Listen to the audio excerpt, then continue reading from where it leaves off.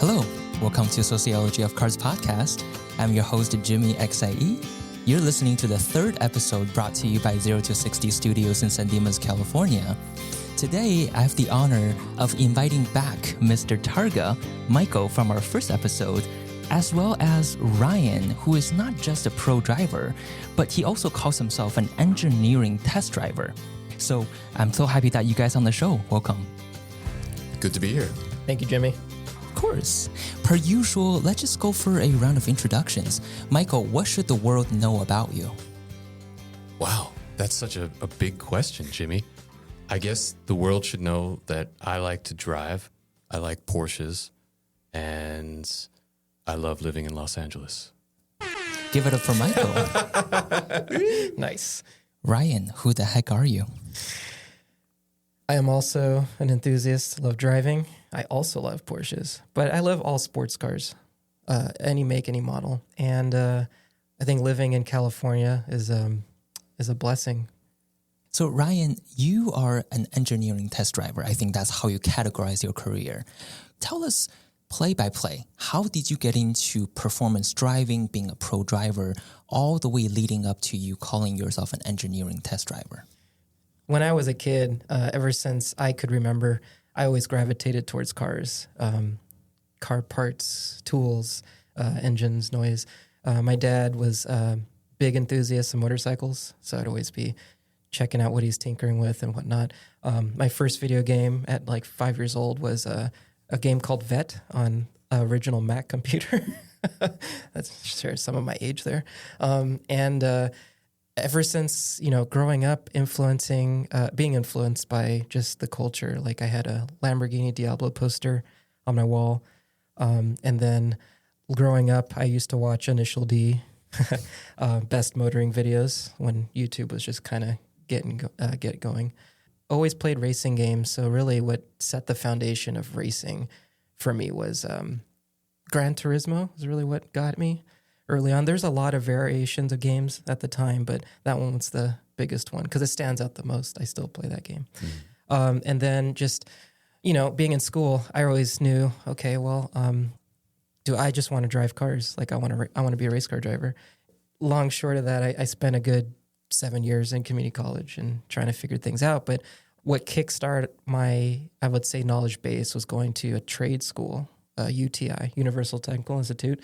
And then from there, I just never stopped learning. I kept researching and just one thing led to another.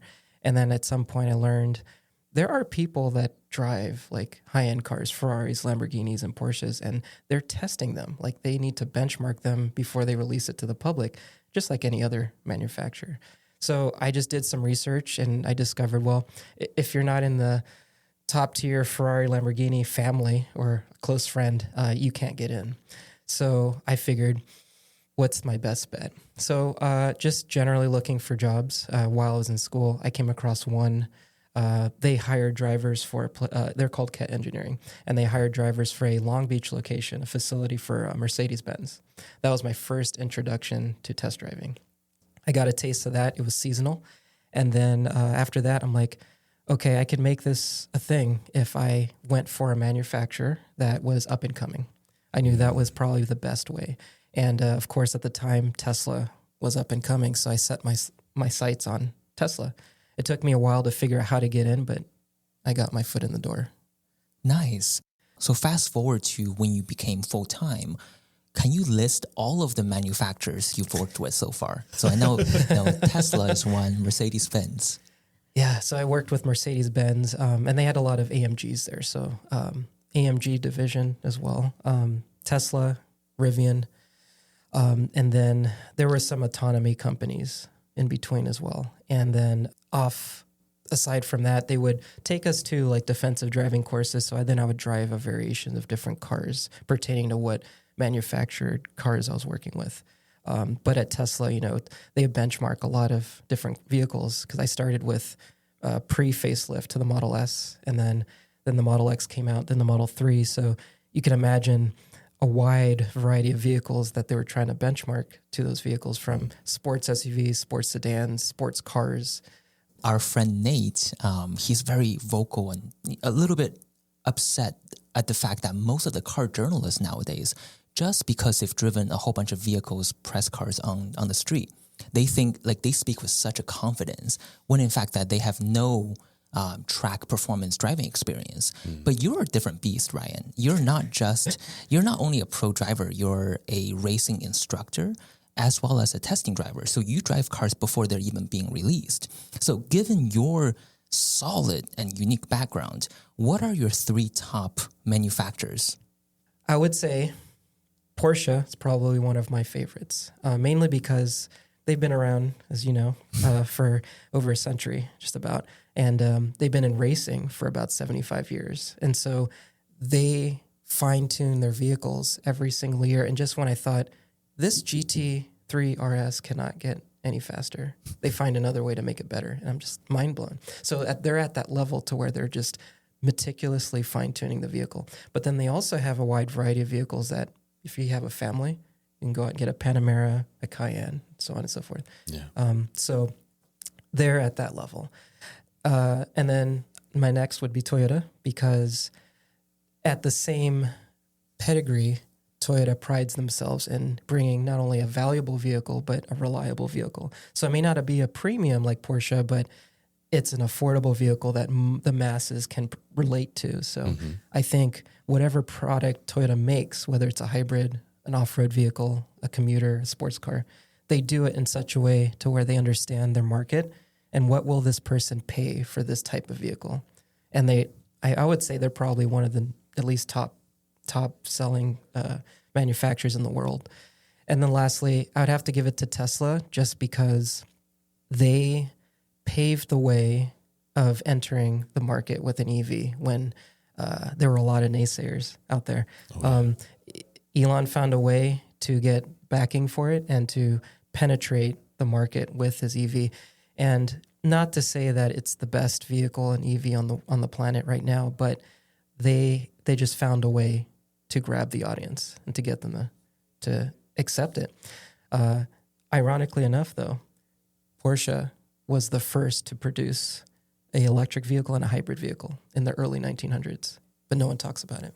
Wow. So interesting. just Ferdinand Curveball. Porsche did that. Just FYI. You know, when it comes to Porsche, it's like, you know, you're speaking of the GT2 RS getting faster with GT3. I'm like, not that I can afford anything, but I will enjoy that technology in 15 years when the price goes down. if it goes down. We'll see how it goes. Because now I'm aiming to enjoy the technology of the early 2000s, I think. But even the price of a 997, 996 now is like, oh my goodness. Yeah. And that's 20 years old, right? So Yeah. now you got to wait another decade to get the stuff that's a little bit newer. We'll be waiting until we're gray to get into that GT3 RS. You know, my goal is when I eventually get into a good car, a fancy car, I still have hair left. That's a good goal. I think that's a very commendable goal. Because nobody cares about, okay, I'm just going to drop the bomb here. Nobody cares about an ugly person stepping out of a supercar.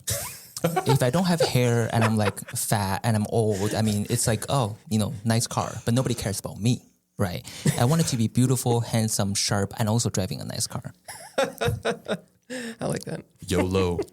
Yeah. That's it, man. Yeah. One life. Live it. So, Ryan, what kind of car do you drive currently? I can tell you my most recent purchase. It's a Toyota GR86, the Treno edition from 2024.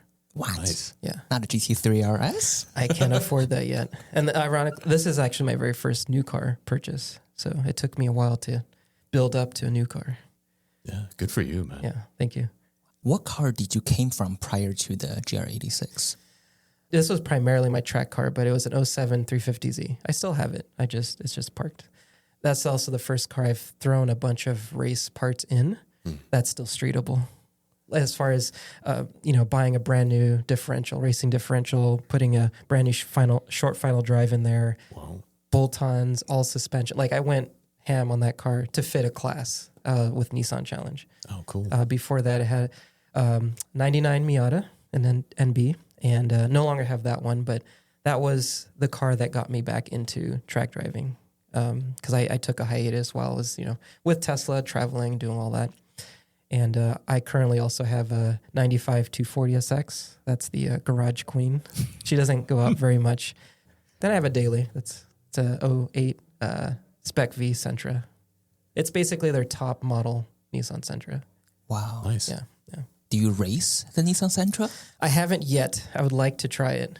Mainly, it surpassed like 200,000 miles and it's still going. But I just gave it a refresh recently, and the suspension was shot, so I threw some basic Megan coilovers on it, dialed it in.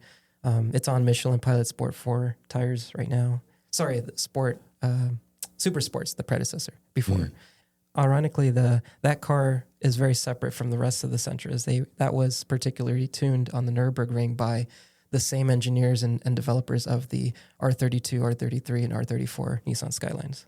Wow. What? Yeah. Nissan Sentra? That specific Nissan Sentra, they call it the B15 chassis. The B16 chassis, which is from 2007 to 2012. And it's the most underrated car on the road, and it doesn't cost much at all. But you get 200 horsepower, 2.5 liter.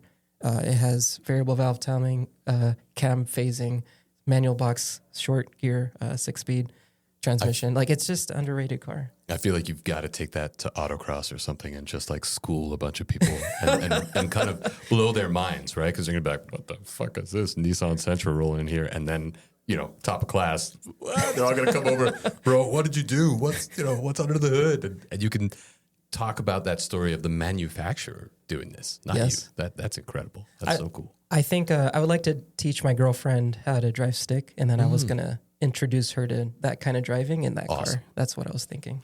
Finally, a car that I can afford. Yes. Under $5,000. Yeah. Right? Under $5,000? Under $5,000, yeah. You can find them between 3 to 5. Oh my goodness. I might have to get a new daily. That sounds like fun. Yeah. On the first episode, we talked about how the modern cars are such overkill for most of the driver's experience, right? Yeah. People buy M3s, GT4 RSs as if they're status symbols, even though their skills match nowhere near that. So given your experience and your top car brands and the vehicles that you own, what vehicles would you recommend for people who genuinely just want to learn how to drive? What cars make sense for them? If you're looking for a car, I would suggest and recommend set your budget, know what you're willing to spend. And if you don't really want to spend a lot, $5,000 or below, there's plenty of vehicles you can drive. And if you open up to the used market, of course. And if you want to look at different platforms, there's plenty of, whether it's front engine, front wheel drive, front engine, rear wheel drive, rear engine, rear wheel drive, mid engine, all wheel drive. So you have variations of car. I would say if you want to try them all, like if you're like me, just go out and buy a beater that's in that $3,000 to $5,000 range, drive it until it can't drive anymore. And then like a Civic, an older Civic, 20, 30, 40 years old, and then move on to maybe an older WRX or try a Volvo. Volvos are very underrated, but they're solid cars. Like the Swedes drive that in the snow constantly. They're solid machines. Yeah. Just pick up anything you wouldn't imagine being a sports car and just go for it, honestly, because it's really in the experience. It doesn't really matter how fast or how performance oriented it is. It's more about, do you want to learn manual and do you want to drive and experience a platform? Right. So, got it. So you would definitely, what I'm hearing you say is, don't go for the GT3 right off the bat. Don't go for the M3, which a lot of teenagers do go to.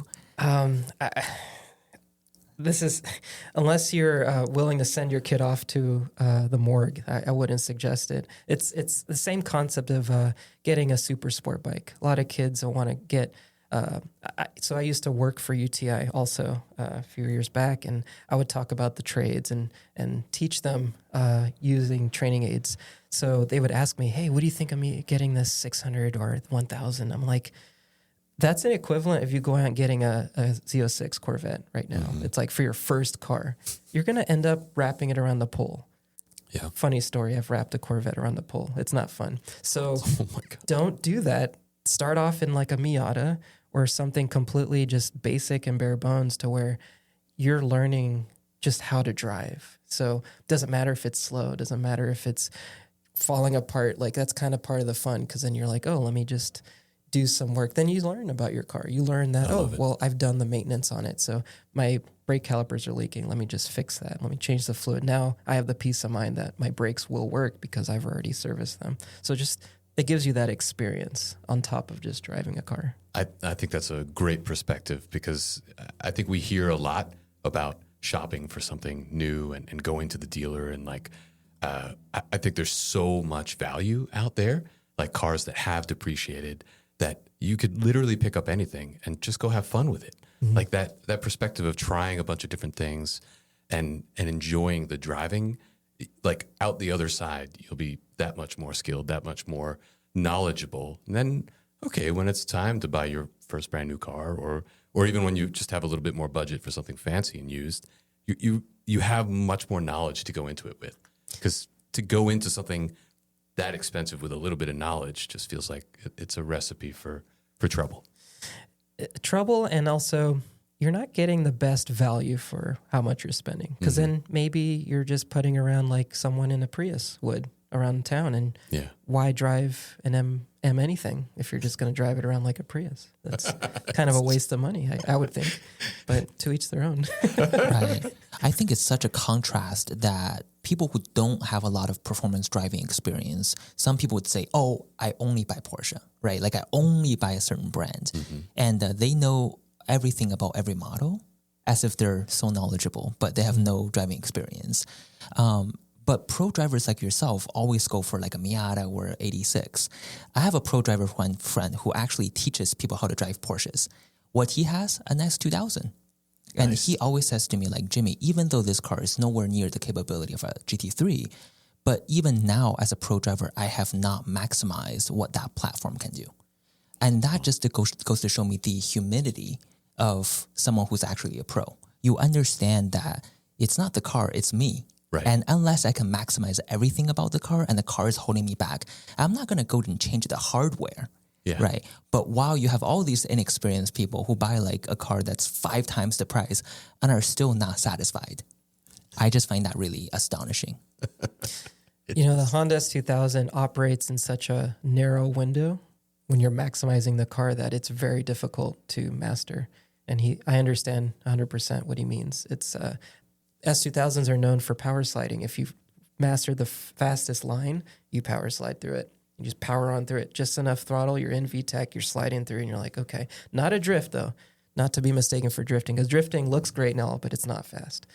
You know, we often say that cars are weapons, right? Mm-hmm. Every car is suited for a different type of driving because it was designed from the ground up for a different philosophy. But when you buy cookware, you would not buy bread knife to cut a steak. You would not use a steak knife as a butter knife. However, when it comes to cars, we lump them all into one category and be like, oh, a starter buys a Toyota Corolla. When I get a better corporate job, I get an Audi. And then later on, I upgrade to another brand as if they're all the same. And we treat cars as if they're outfits. And we don't really think the way you do, right? But when you compare it back to back with like the cookware analogy, it makes all the sense in the world. You don't have the driving experience. Why would you go buy a supercar? Yeah. And then drive like a grandma? I think some people do associate with brands very much so. Yeah. And then they also assume it might even be a societal influence where they're told, okay, well, if I'm making more money, I need to spend more money. Mm-hmm. If I'm in this corporate job now, I need to be the part, dress the part, look the part. Yeah. And there's nothing wrong with that. I mean, if you genuinely just want a very nice, comfortable cruiser luxury vehicle, Audis, a lot of the German cars are great. Some of the Japanese American equivalents like Lexus, Acura, they do great jobs with that. But like you said, it's sometimes it's just my dad, for example, just turned 80 recently, and he picked up not just one but 2 Audi R8s because he wanted one that was naturally aspirated and one that was turbocharged. Wow! And he's like, "I'm 80. I don't know how much time I have left. Why not?" I'm like, I get that at that point. Like, why not? Spend your money. You've enjoyed it. You've made your totally. Successes. But I would say earlier on in life, maybe just consider something that's more ergonomically friendly to you. But I think a lot of people, it's hard to accept that if they need to downsize and consolidate, maybe they can only afford the Corolla, or it's more practical to have a Corolla. But that value proposition that you mentioned earlier, I think is so important that, you know, yes, you could have the Corolla and it's going to do its thing. It's going to be reliable. you probably won't learn much about driving with it, but you've got that dialed. If you're willing to take a little bit of risk, you could buy something a little bit cheaper, save the budget for like learning how to wrench and doing a little bit more. You won't get the kind of the cachet, but you yourself will learn and get, I think, more thrill out of the experience with the car, where like the Corolla is like my appliance, right? It's going to get me back and forth from work. It's going to get me to the gym and home, and that's it. I could see that. I would say to add to those, if you are in a budget, but you still want to have fun, I would say don't knock the Corolla yet. I would say you can Fair enough. actually enjoy the Corolla in a few simple mods. And I always tell people, sway bars or lowering springs changes the car's handling characteristics 100%. Yeah. And then match that to a stickier tire. And if you want to just learn how to drive, go on the back roads and just have fun with your Corolla. Yeah, right on. And you'll be Heck yeah, amazed how much more fun your car can be with those 3 simple mods. But I always say to people too that I think in American society right now, adding sway bar and brace bar is like a fetish. Everybody, when they get a car, it's like, oh, I just add a few sway bar, handle so much better. I'm like, what do you mean by that? Like, what do you mean handle better? When you go on a canyon, there's undulation, there's the bumps. Sometimes when a car is so set up for the track, you're actually nerved. Because the temperature difference, right? Because your race tires only operate within a certain temperature range. It may not work as well as a PS4S, your Cup 2s might not.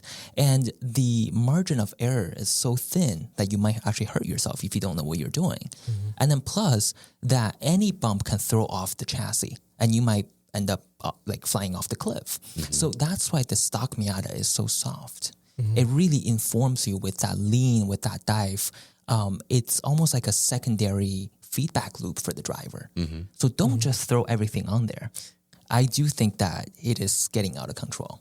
I agree. You're 100% right about that because like you're saying, even though my suspension's a little worn out, I'm still getting used to all that body roll and movement because it's teaching me a lot. The feedback from the tires, there's a lot of shake, but it's telling me you're at the limit. And I'm like, okay, let me just stay within this limit. Yeah. And that's how I've always approached a car. Let me just go with it stock. Let me reach the limit if I can. If I haven't, I'm not going to upgrade until I do. And then when I finally have grown and developed enough skill to push the car to that, then I can consider, okay, I can't get any faster now. Let me consider changing a component. I would say that's the most efficient way and best driver develop of your skills. Got it. You know, I always tell people that I started toge. Maybe I shouldn't be talking. I started driving in nature in my SUV. And, you know, a lot of people think that's crazy, but I would say because you know you're in an SUV, you won't go too crazy. You know not to go too crazy. And the body roll, obviously, is insane compared to a sports car, right? So going from a Mazda CX-5, which is an SUV, to a Miata, people always talk about like, oh, the Miata has so much body roll out of the factory, blah, blah, blah. I got into my Miata from a CX-5. I'm like, what body roll? So flat. So planted. So stable. And I took it to Angeles Crest. The very first drive, the very first sweeper, I literally bursted out crying. and I said out loud, I was like, wow, rear wheel drive. That's why people like these cars. Yeah. And I have to wipe my tears off for the next corner. Right. Need to see. But it was so visceral. You know, I just love kind of like staying with the car a little bit. And now, obviously, I'm getting to know the car a lot more. Now I notice the body roll. And in the SUV even more so. But guess what? I never hated the SUV. I still enjoy togeing the SUV. I just think it's so fun. It's very challenging, but it's also rewarding when you do everything right. When a car is so flat, sometimes it's not satisfying. Yeah. Unless you're Less on track. satisfying. Yeah. Less satisfying. I think your perspective too of you've disconnected from the outward sort of visibility of who Jimmy is, right? It's not like you're not up there to impress someone or show someone like what you, it's like I'm bringing my SUV because that's what I've got. And I'm driving the SUV and I'm going to drive it at the limits. I don't think, and I would challenge anyone to find someone who can drive that Mazda the way you do, because it's incredible to be driving behind you and see you driving that car. But it's like, just go for it. Like learn and like embrace what you have. That I think is such a wonderful perspective, because our society focuses so much on like buy. upgrade, consumerism. You must have better. You must level up. It's like there's so much enjoyment to be had with the thing that is yours, that is well within your limits, monetarily wise, and everything else. Yeah. Agree, 100%. Wow. Yeah. So, Michael, what's your burning question for Ryan? I remember when I was telling you about what Ryan does, and you had some burning questions. Oh my gosh, I have so many burning questions. I have to think about which one. When you're talking about the work that you're doing with all these different manufacturers, and like, what do you think would surprise listeners about how these manufacturers test their cars, or perhaps what they're looking for in the tests? Like, what is eye-opening to you? Because you obviously came from the rest of the the public, right. just like we do. But regular civilian. Yeah, exactly. You were a regular civilian before. So what was like, what the hell? Why are they doing this? Right. I would say when I was at first at Tesla, I moved to the Bay Area. I'm originally from LA. Okay. And I moved to the Bay Area, started with Tesla. I go to the factory in Fremont. They have this sectioned off area just for their engineering test group, and no one could see inside unless you have access. You can get in. So what I noticed was the other side of us was it looked like basically like railing for like a railroad, but there was a mechanism attached to it and then a wall at the end. And I was like, oh, they do crash test here. Yeah. They would literally take a brand new vehicle off the line it up, hook it up and do whatever, instrument it however they need, set up their cameras, send it into the wall at different speeds. And then once it's destroyed, they do all their analytic data collection from that, capture their videos, their footage, their data, scrap it. Next one.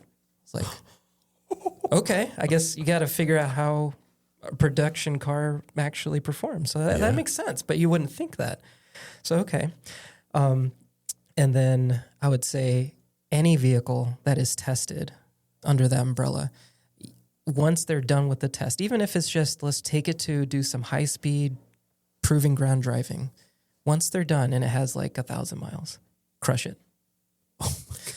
And I was like, why do you, it's perfectly good vehicle. Why would you not sell it? But then it made sense when they explained it's a liability. If something were to go wrong, we don't want to be liable for it. It's like, okay, that makes sense. So a lot of spare parts in that area. I mean, brand new Brembo brakes, brand new suspension. I'm just like, scrapped. It's like, wow. Oh my gosh. Okay. That's heartbreaking. Yeah. But I mean, for the purpose of their test, that's really what they were going for. Okay. So however many vehicles it took. Wow. And just right off the manufacturing line onto the rail, into the wall. Yeah, pretty much. Yeah, exactly. Oh man, that's crazy. And then they would delegate some for other different types of tests, whether it's drivability and durability, whether it's they had specific ADAS test groups. They had cars that would just run loops on their back, the track in the back of the Fremont factory, which is where I started. So it's just a variety of different things that they allocate vehicles for. But once they're done, it's crushed. Crazy. Wow. Ryan, you have a very unique experience from looking from the inside. Mm-hmm. So this is a good segue to a little break. When we come back, how to get laid by choosing the right car and all the corporate tea. Is Tesla as bad as people say when it comes to build quality back then? You're listening to Sociology of Cars podcast. This is Jimmy XIE. So Ryan, Michael, our sponsor 0 to 60 Studios not only supports creatives like myself, this very studio we're at right now is actually for rent. They also has a state-of-the-art 1,000 square foot sim racing facility with a lounge. Right next door, they have the Auto Lab. They offer PPF, color wrapping, tinting, dashboard, camera installation, all kinds of mechanical work. Cool. So you can host your own private car meets, birthday parties, private events, getting your car done. If you need anything, 0 to 60 has you covered. Fantastic. Go to Instagram and search up 0 to 60 for more details.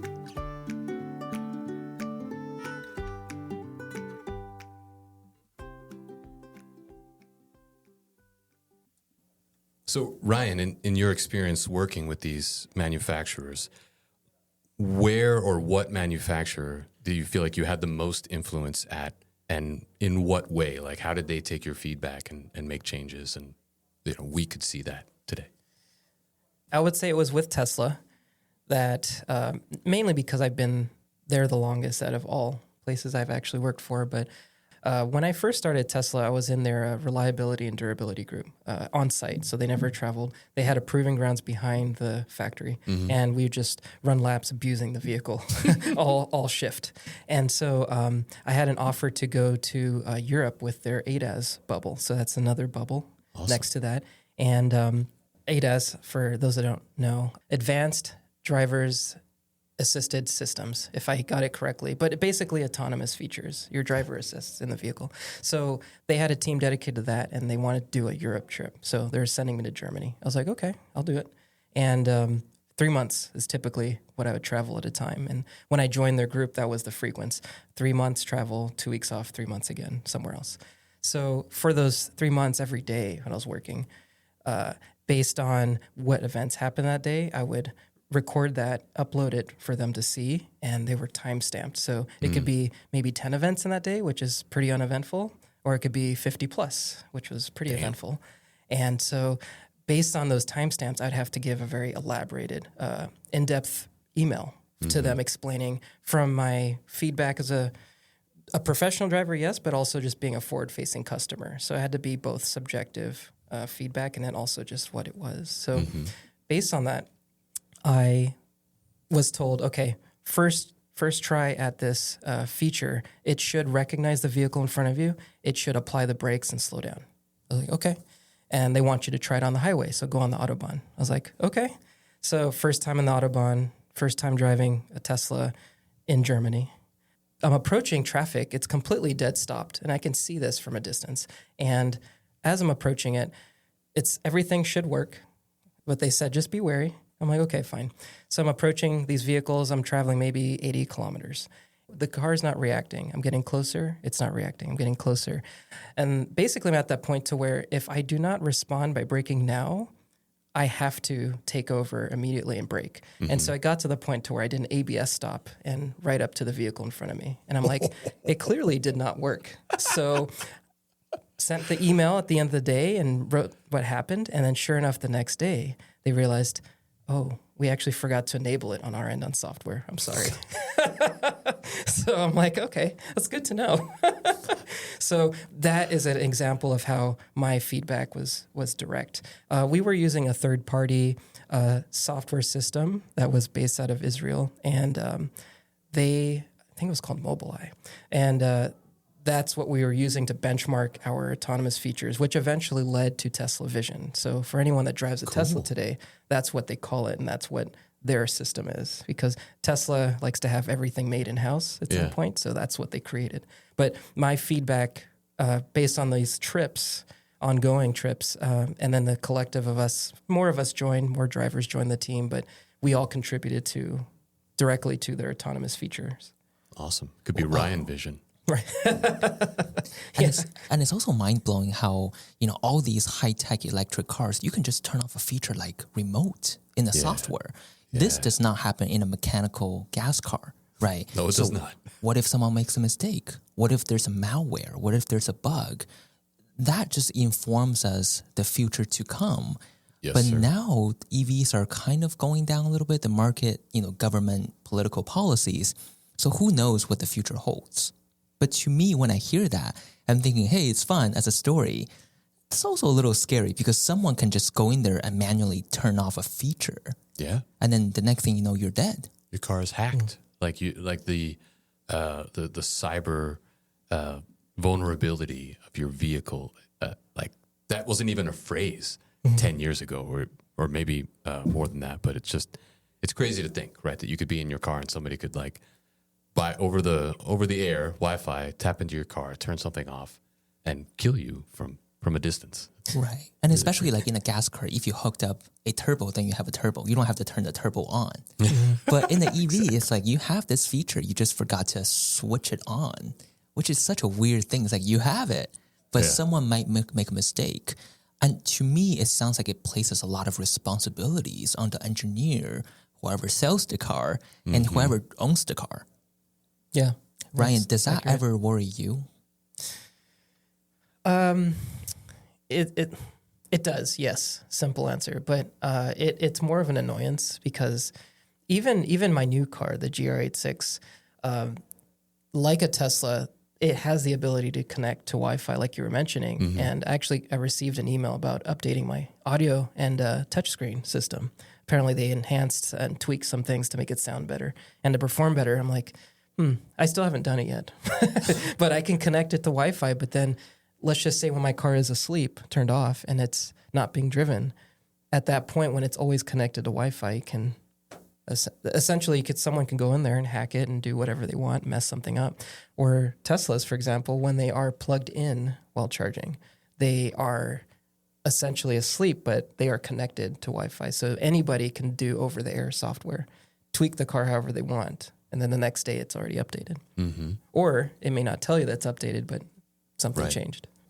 Got it. And you were also telling me off air that these car manufacturers, they do look through social media and see what the enthusiasts are doing to their cars.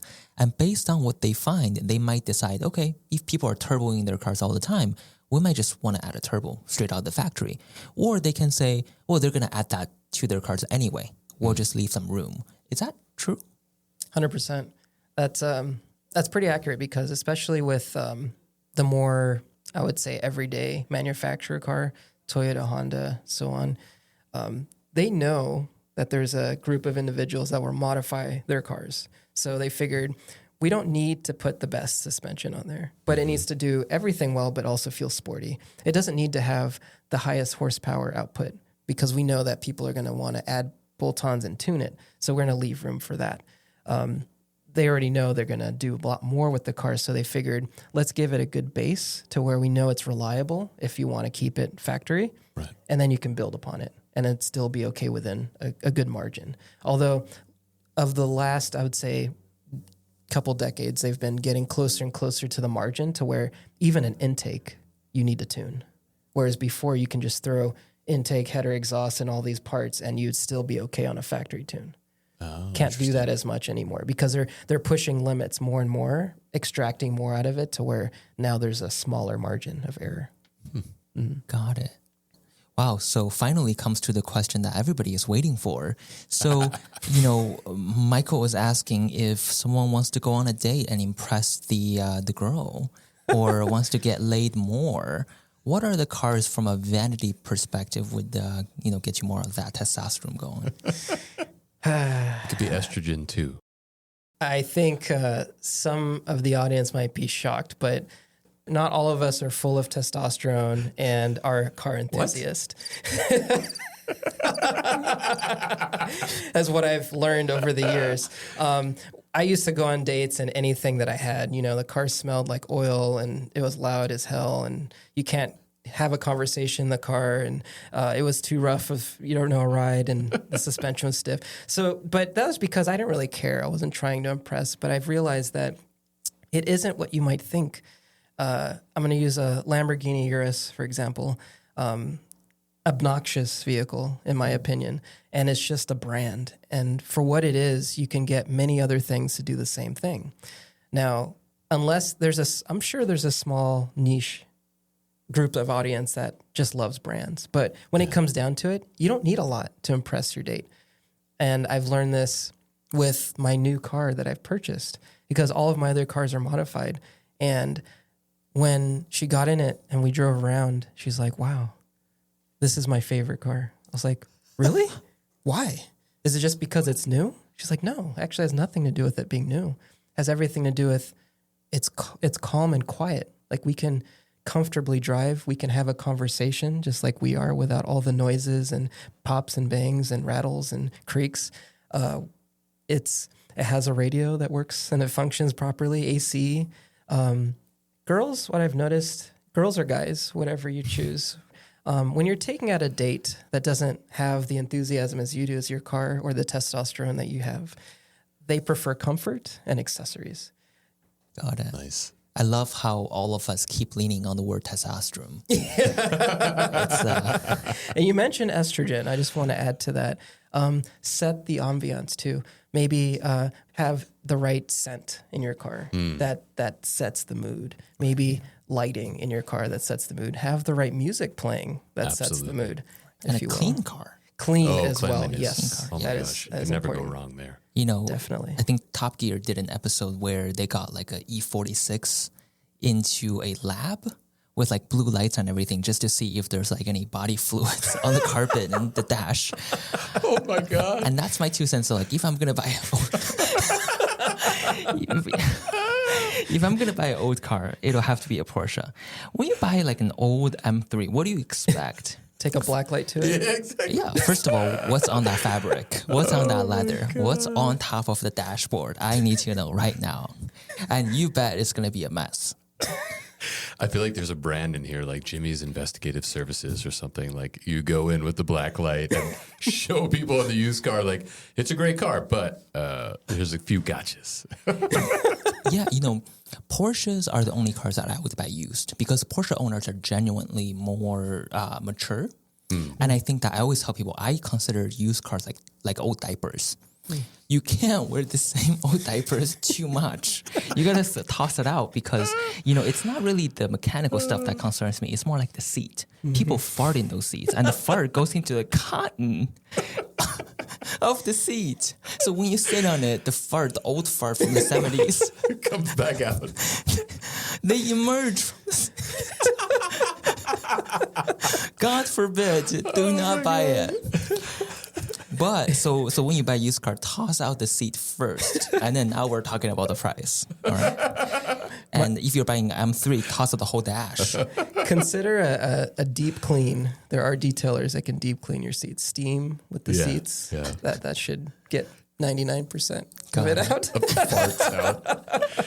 It'll never get out of Jimmy's mind, but at least he can get it out of the seat. And you know, Ryan, you were also talking about you owning a 250Z that is track prepped. 350Z. 350Z. Yeah. So I think the difference between the two is that 350Z is, I mean, the 350Z or 86, they're all F-boy spec, F-boy models, right? But the difference is that in the Z, it's an F-boy who doesn't wear nice clothes. It's a little smelly. It's a little tacky, a little baggy. But in the 86, it's an F-boy that actually wears okay clothes, like a Stussy or something like that. Nice. Okay, it smells like cheap cologne. Hey, some people are into that, and not me, but who knows? I just want to point that out. So you kind of have both worlds. Oh, man. You know, it's funny you mentioned that. I don't really associate with drivers because I've always owned used cars before. And so with used cars shopping, you have to be very careful. Who you buy from is most important.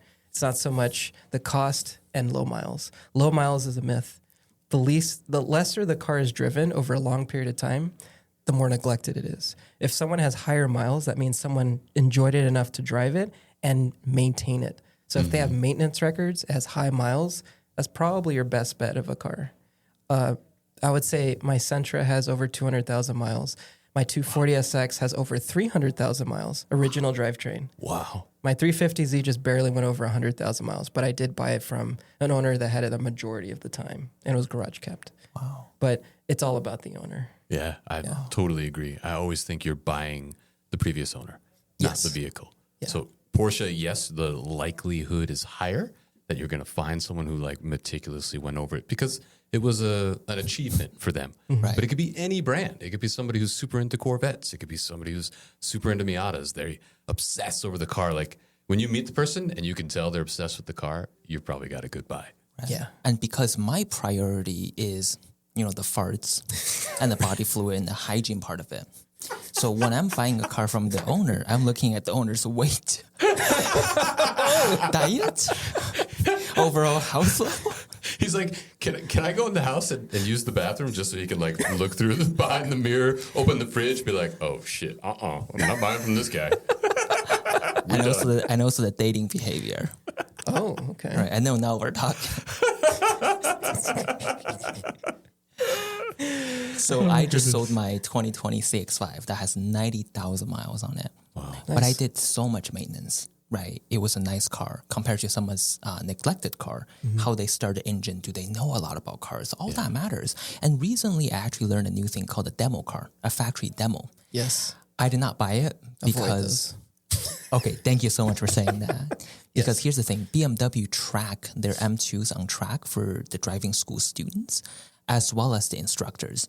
Corvettes, CA Corvettes have like 10,000 miles of those track driving miles. Wow. For the M2s, it's about 2,000 when they retired them. So they did offer me a $7,000 discount. For me, that's not enough. 2,000 miles at the beginning of a car's life being driven to the ground. I mean, one lap on track is probably like 5 miles. So that's what, like hundreds of laps. I mean, think about that. So even though it has 2,000 miles, dude, that car is not new anymore. You know, and think about a CA Corvette being driven 10,000 miles on track. I feel like that car is already like just on a thread. It's been violated in many ways. Imagine a working girl in her 80s. That's kind of that Corvette, if you can imagine. Now, to add to that, also, great visual, right? Oh my God. Imagine the wrinkles. Anyway, track-driven miles are important because it's all about how it was treated. I'm going to do I'm going to do a video on that because I recently took my 8.6 to the track, but I need to talk about how to treat a track vehicle if you want it to last. A lot of these, I'll give you a good example. Mecerdes-Benz took me out to a defensive driving course out at Auto Club Speedway when it wasn't torn down. Awesome. And they set up a full autocross course. They had a wet section, they had autocross, they had braking tests and all that. So all the AMGs you could imagine, we were driving. Now, the instructors were flown out from Arizona, and Mercedes supplied the cars, and they paid for us to be there, which is about $3,000 to $5,000 per person. There's 30 of us. So Mercedes has a budget. But so we're learning how to drive these vehicles. The instructors just hop in the car. The car is cold. Cold start, step on the gas, take it to red line, start doing a hot lap. And I'm like, that hurts my soul. I'm like, wow, what the pistons must be screaming. The camshafts are like, what is happening right now? Like, wow. So I'm just like, metal does not like to expand and contract fast. Like that's the worst thing you can do to it. It isn't so much how it was driven once it's warmed up. It's the process of warming up and cooling down. Mm-hmm. And then after the hot lap, the temps are hot, turn it off and immediately just sits. I'm like, man, the brake rotors, the engine, the coolant, the oil, everything's hot. You're like, and it's just sitting there. So if you're going to consider a demo car, a majority of people that do these drive these cars, they don't consider that. They just hop on and go.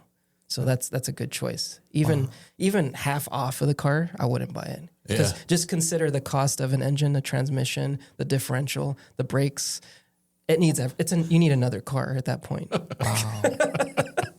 So a good move on that. Oh, so I think that the consumer should remember that just because the paint looks great, just because everything else looks great, doesn't mean the car is great. That's a shiny piece of crap, basically. Yeah. Yeah. Shiny turd. Yes. But you know what the saddest thing is? All those mechanical bits, normal people don't have the access to be able to evaluate that. Yeah. And even if you plug in some sort of analytical stuff, well, at 2,000 miles, even if you abuse it, it's not going to show until later. Mm-hmm. Right? Someone who worked their butt off when they were young, it's not going to show until they became 80, working, that working old girl that you were talking about. It's not going to show. But in 80, you feel it. It'll show, yeah. Oh my God. So Ryan, how do people find you and your YouTube channel? Shift__Robinson. That's my YouTube channel. It's also my Instagram and TikTok. DM me, reach out. I welcome everyone and anyone. Ryan, you're definitely very well-versed in the automotive industry. And I am so glad, I'm so honored to sit here today, learning from you and making jokes with you, sharing a good laugh. Thank you very much for coming on the show, Michael and Ryan. I'm honored. Thank you, guys. That's been fantastic, man. Listeners are going to learn so much from you.